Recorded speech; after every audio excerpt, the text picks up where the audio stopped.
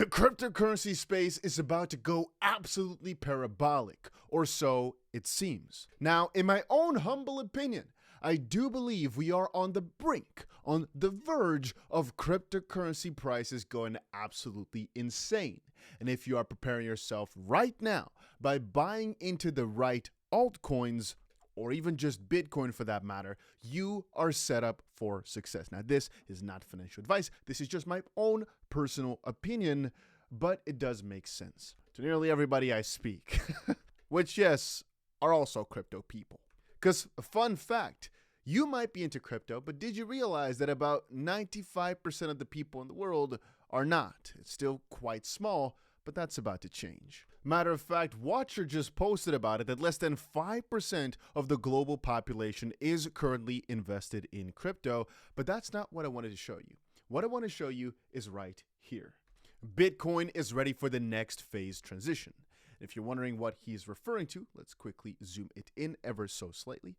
The Bitcoin stock to flow model. What it showcases is basically an equation of scarcity over time, right? With the price and time on both the axes. And here it says months until the next halving, color coded. So as it currently stands, we've got a pretty long time until the next Bitcoin halving rolls around. But what becomes quite interesting to take a look at is at what point in the cycle we currently are. If you're comparing today's prices and, also the timing of where we are in the cycle is about 4 years, which is again when Bitcoin's halving occurs. It just occurred a few months ago. We right now again have got roughly 3.5 years or so until the next one comes along.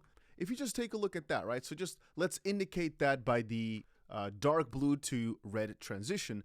That's usually also when cryptos go absolutely parabolic. Again, take a look at the dark blue to red transition right here. At that exact moment, indeed, things absolutely popped off all the way back in 2012, 2013. This is not the best way to show you the chart. I think it will work though. Then the second time around as well, over in 2017, here's a fun fact. I started making these crypto videos when the market was already doing quite well. And that's an important thing to note here, is because when the run started, okay, let me actually do a little step back and tell you something. Do you know that when I started making videos, at the start, the excitement was still very, very low for crypto. I got in kind of in a lucky phase, but that was also before the real bull hit from my perspective. And that's again from the perspective of the most amount of people.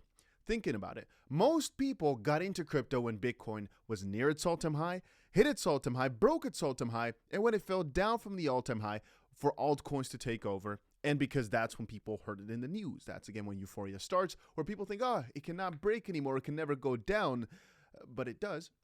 Regardless, you have to understand that the real bull market starts, let's say, half a year before that or so. And in this case here, the middle of 2016 is officially when things started going pretty juicy again, right? When the juicy came. But the all-time high only came at the end of 2017. And that's right now what we're trying to portray as well on the channel.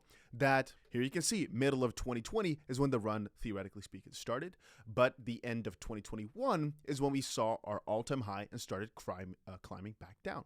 Right now, again, we are on the brink, as it currently stands, of the run starting, but that does not mean we are close to peaking. And so if you're thinking, man, why is Ethereum going so slow? Man, why aren't we seeing these daily new all-time highs? Is because, well, you got to broaden your horizon a little bit to the span of about a year or so for us to reach the new peak. Things will go fast, sure, but just again, considering the whole fast movement is usually still about half a year away or so. And remember that this cycle was quite different because Bitcoin saw an all-time high before the halving even hit.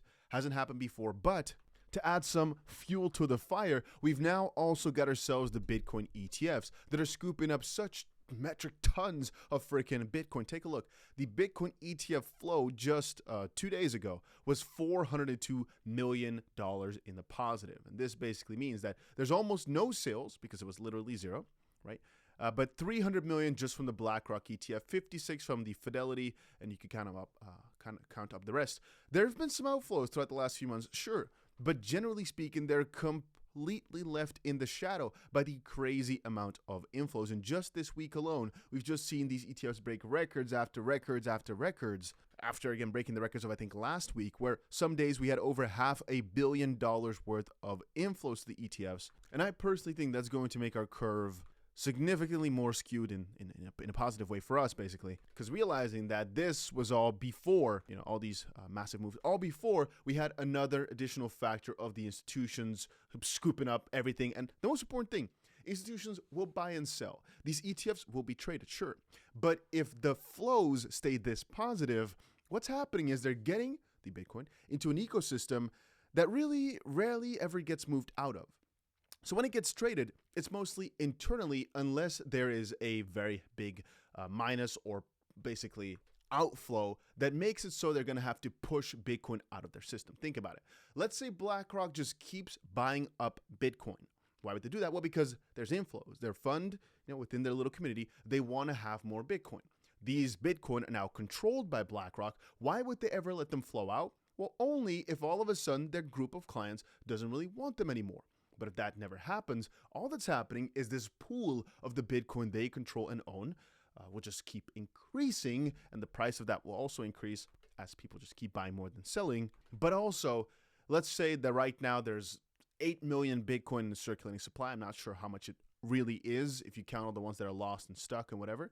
Well, that pool is only going to get lower and lower and lower. But more importantly, there's also a metric we often look at, which is the amount of coins moved over the last year, 6 months, or 10 years even. And that number is also going to get lower and lower and lower, because more get stuck, more get lost over time. And that's why I keep shouting at you guys that if you don't understand the thesis as to why crypto works so well over prolonged periods of time, realize that. Take a look at the flow model just for yourself, but also realize that the phase we're in right now is even where Bitcoin has not popped off yet. That will come first. And again, just taking a look back at how things have gone, that this little yellow phase, right? You can see the orange yellow. That's where Bitcoin peaks. But it's actually after that that altcoins peak. So if you're wondering, do I have time, which altcoins to go for? You've got a lot of time before altcoins go on their insane run. It's still a ways out. And that also makes me quite calm, realizing we've got all this time. You guys get it, right? So once more, the thesis is right now we could kind of chill. We could kind of sit quietly, knowing what's about to happen, but more importantly, that we've got some time before things pop off. And I know people are impatient. They want things to go absolutely insane tomorrow, and they can.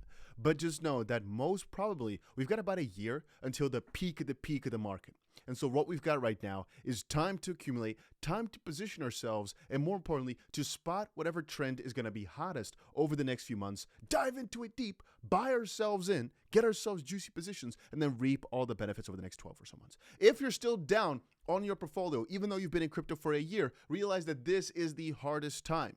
You might say that 2 years ago is the hardest time in the bear market. I would say that right now, before the bull market really picks off, where all these people are getting crazy amounts of profits, but you are not because your money's staying still, is even harder mentally because you're realizing that everybody else is doing good and you are doing bad. And my response to that is, don't think about it from a today, tomorrow perspective. Think about it from a 6-month perspective, a 1-year outlook. Think about where you're going to be over that time. Also, comparison is the thief of joy. But really, the hardest times, I think, are slightly behind us.